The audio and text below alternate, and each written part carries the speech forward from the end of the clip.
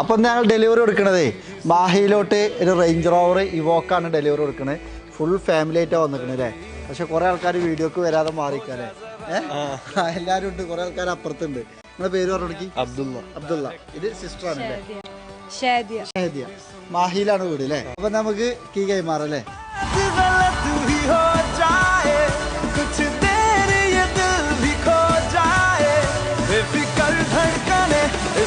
എന്താ പറയല്ലേ സഫാരി കാർസിൽ വന്നിട്ട്?